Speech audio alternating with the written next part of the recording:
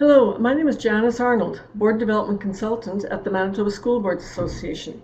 Welcome to our webinar on boosting voter turnout. The original air date for this webinar was in 2013, and this version is being recorded without a live audience. Therefore, questions asked by participants at the end of the original are unavailable here. Usually during a live webinar, I post a number of questions that help provide a quick picture and steer the conversation. But now let's get started into boosting voter turnout. I'm going to give 10 tips that you can try in your division. So the objective of this session is focused in 3 areas: looking at how to deal with public apathy, recruiting new trustee candidates, and getting information out. Voter apathy is not unique to the school system. In a recent study by Elections Canada, it noted that the decline in turnout was mainly due to lower participation by young people. It also foresees a continued decline into the future. While they are one important demographic, we must, however, be careful not to target only the young or only one demographic. Before jumping in with all kinds of new initiatives to get voters out, there is some homework that first has to be done by your board, and that is looking at who your demographic really is. If you're targeting only parents, you may be missing 70% of your voters. Ask why the voters aren't coming out. If they say it's because they don't know the issues, you don't then focus the campaign entirely on candidate profiles, for example. Resist also the idea of your pet project if it worked in another division, if it doesn't apply to yours. In other words, go in with an open mind and listen to why your voters aren't voting. Once you figure out these steps, think about messaging. Is your messaging, we are spending your money and a lot of it, you should care? Or perhaps is the board developing kids that have the right skills that are needed in your community? That might be particularly important for seniors who are looking for healthcare workers in their community. So creating an interest for students to stay in the community as well.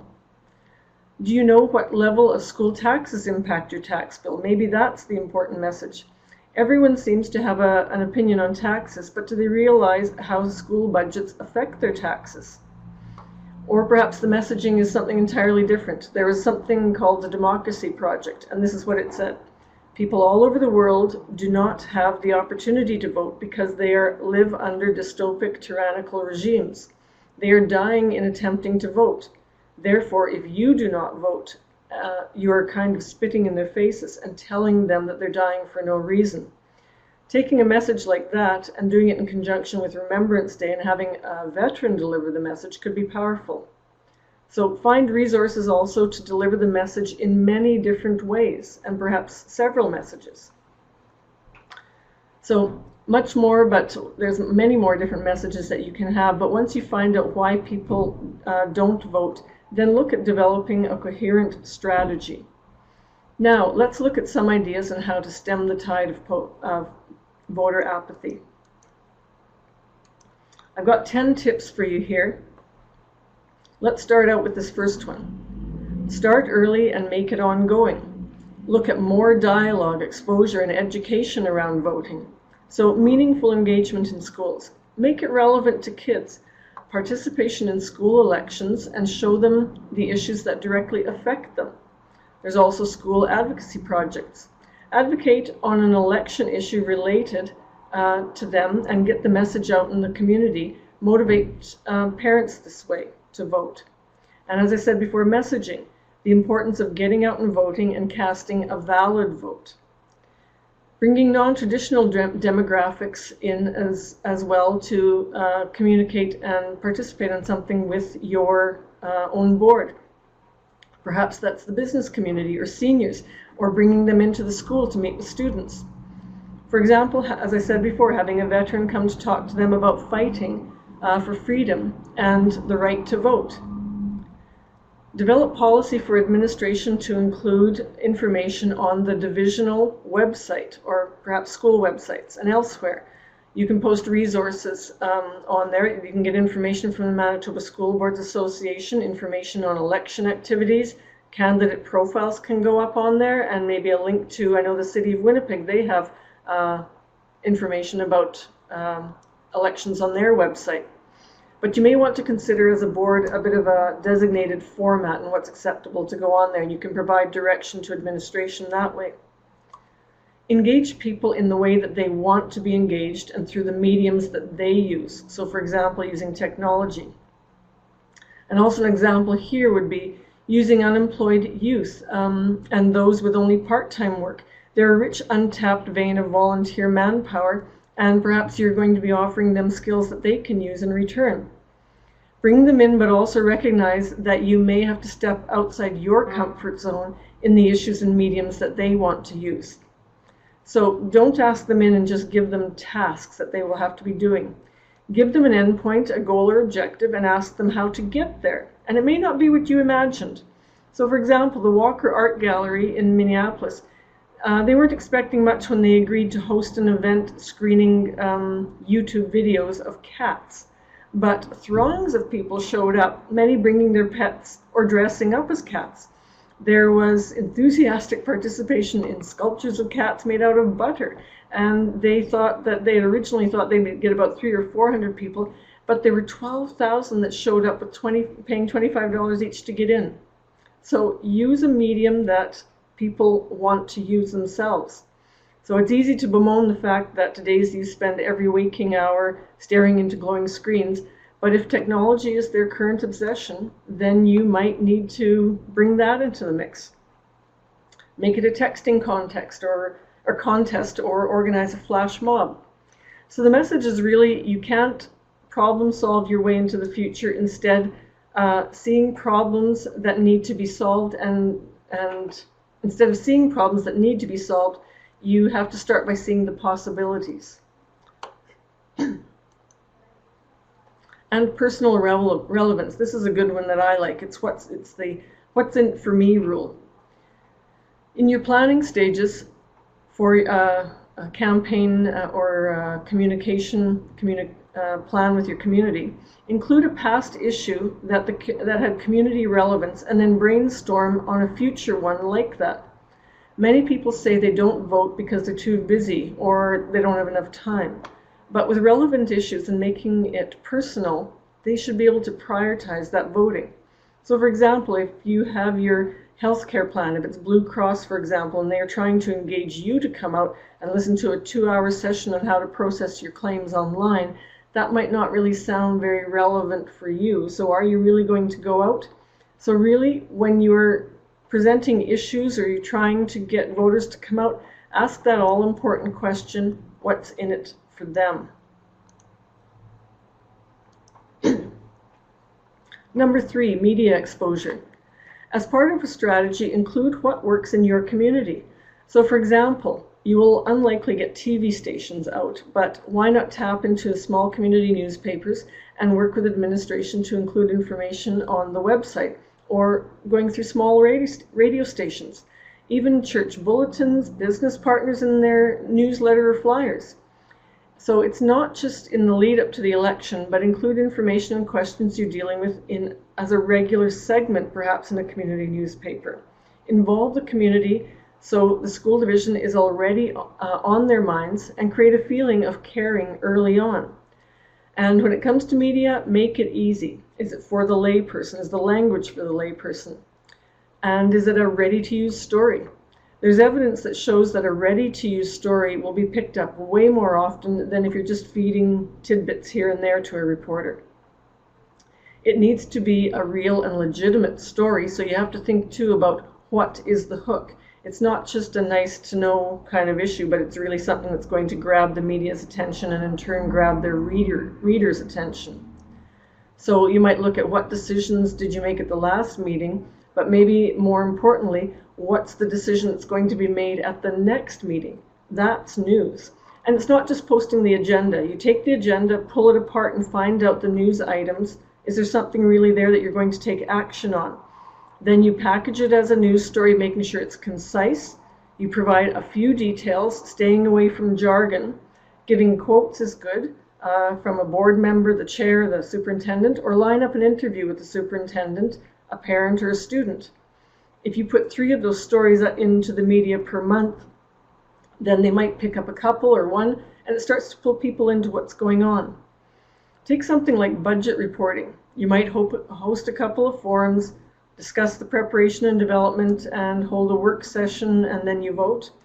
Put together a package, or consider putting together a package before and during that vote. Include key changes, items that they can relate to, like, for example, an upgrade of a school building or a new math program, or if you're cutting in a particular area. And it's a good news story that you are an efficient and effective board, so show that in there. So it's not just a press release about the budget after the fact. And number 4, good reporting. As with starting early on media exposure, making good reporting part of every day can go a long way to involving your community and making them care. So think about it too. It should be relevant to school business. Make sure that you're transparent in what you're talking about and that it's clear. And by that I mean clarity of language. Is it relatable to your electorate? Is it inclusive of the work you do and not just on budgets alone? And is it timely? There's no sense in reporting on something 6 months after the fact or 4 months after the fact. And good competition. There's been anecdotal information that people spoil their ballots as a protest when they don't like any candidates or they don't like the platforms, when voters view it as a safe riding. They feel that their vote won't make any difference, so they don't bother to vote. I'm going to talk more about this under recruiting good candidates, but suffice it to say, having an actual competition will create more buzz around an election than one that is largely a foregone conclusion, or because there's acclamation with only one viable candidate. Remember, it's not about you, it's really about the school division. Now, number 6, creating advocates. As part of the strategy, you might want to pick that one issue, or is it an issue like 3 issues, something that your community cares about. For example, in one of the divisions here in Manitoba, their issue was looking at learning in the 21st century, and they really went out there to a whole bunch of different groups and asked them specifically what was going to matter to them in the 21st century and how they could create that feeling or create those skills within their schools. So that was a real proactive issue that people were being asked for input on. And out of that came an entire army of advocates, some people that they could talk to later, and certainly ones that came out in when it was voting time. So from moving people from outsiders to advocates, and who are those advocates? At the end of this webinar, if you're interested in running a quick exercise with your board to figure out who your constituents are and what makes them tick, you can contact me for some more information and I can provide you with an exercise on that. But from this, you'll target your movers and shakers, your key leaders, and you'll target groups that matter, ones that go to, and then you'll target groups that matter and you can go to their meetings or perhaps find a joint activity, something that you can work on together. I've got another exercise too that also goes with this outsiders to advocates, but you're really looking at who those advocates are, and these exercises can help identify who in your community you can work with and who you want to target to create profile, who to recruit as a resource, and then how to get the ball rolling. And I like this next one because often when people look at politics, they're thinking, no, I don't want to talk about that, and they hold their nose. But really, is it interesting, fun, or engaging? Let's look at some examples from one extreme to the other, something along the whole spectrum, and let's take communicating or politics when you're talking about a budget meeting. So when you put out information there, was it an account statement with a lot of numbers recited and then a bottom line? What if you replace that with, at minimum, pie charts for people who like visuals? And I've tried to show that here with some visuals instead of just words. So is it clear? Is it short? Think bullet points, factual highlights. But let's take this a step further. What would happen if you had a PowerPoint with photos or clip art to make that more relatable? I'll just show you something here that one school division used. And This is from their press release last year, saying approximate school tax increase of 6.49% on a sample home assessed at $217,000 or $88.38. So that's how they chose to report on it. Let's take a look and say, what if you reported it like this? So it's a tax hike, but you say, well, it's not much, and they're looking at that 6.49%. But if you took that and said, well, really, it's only a week's worth of gas, or it's 3/4 of the cost of a Lululemon sweatshirt, or it's one family meal out at a pizza restaurant.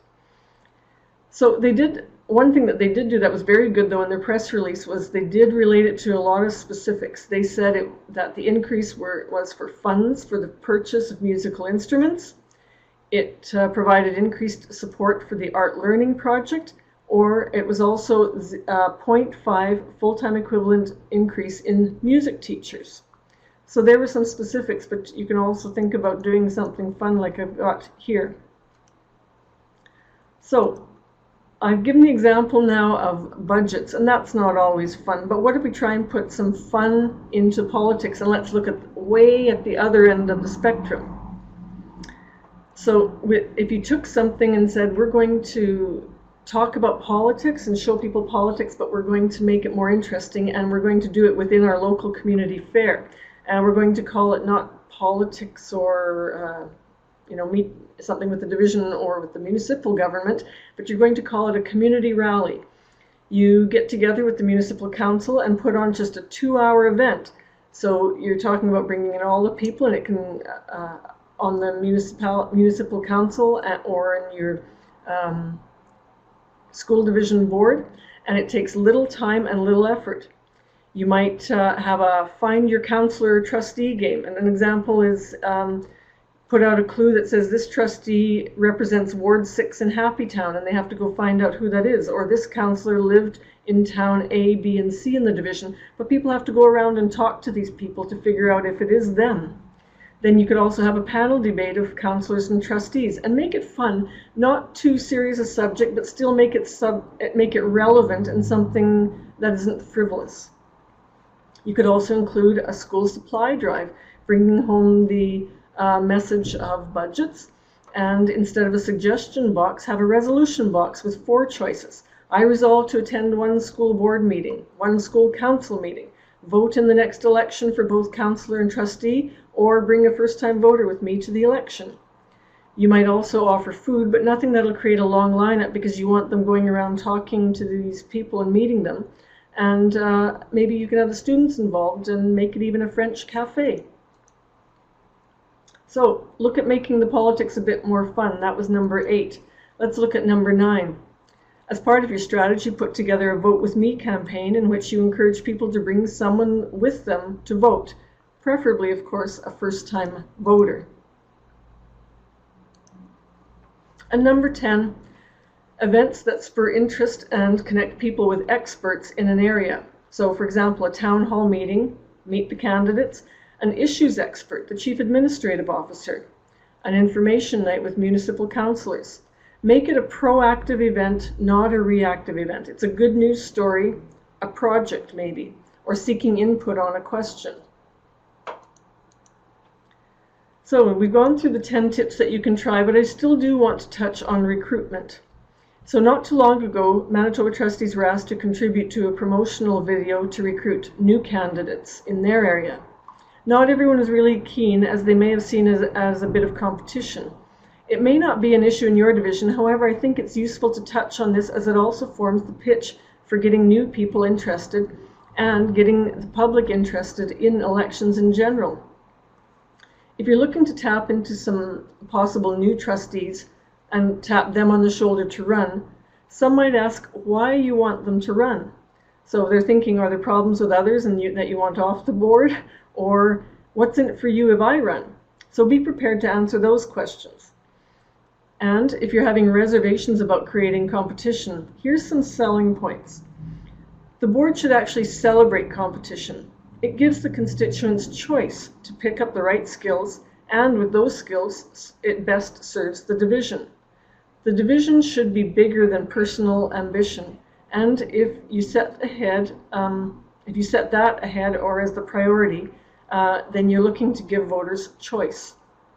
With competition, it brings out the best skills and knowledge for the job. And if picked by the electorate, if you were picked by the electorate, then it will just show that you were the right choice and not a shoo-in or coming in by acclamation. If you bring in movers and shakers, it'll help also promote the division.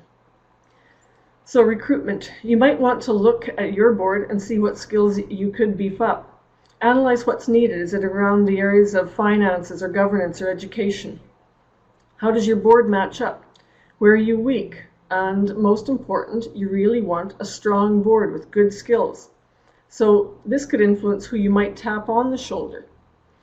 More boards are being strategic in who they're approaching so that they can have a complete complement of skills. Also consider, are you recruiting someone who will commit? They might be a leader, or they may be a leader, but there's another reason that they want to sit on the board. So what you're really looking for is some level of commitment to the work on the board, and that's what really is needed. So going back to the beginning, it's really about starting with a plan. Whether it's a full but short-term strategic plan around getting your voters out or a long-term community communications plan, look at community engagement. What are the strengths and weaknesses of your board's current approach? Public involvement. What is the current level? Which groups are most involved and which are least involved? What do you think their primary interests are currently in your community? Really listen to what they have to say and then pick an issue that is of interest to your whole community. As a starting point, you could consider an ad hoc committee and running through the 2 exercises that I can provide to you if you contact me. Then prioritize the contacts and activities. Assign trustees responsible for each activity and then reach out. Put together an action plan, which includes researching your demographic, ask why they aren't voting and listen to the answer and figure out the response accordingly. Again, resist your pet project on what worked perhaps in another division but doesn't apply to yours. In other words, go in with an open mind and listen to why your voters aren't voting. And then think about messaging. It's really about branding the school division. And finally, have patience. It isn't a quick fix, and it's a continuing process that's going to take place long after you've gone off the board. But really, you just want to get started and have the ball rolling and have some good things happening in your community around the elections. Good luck.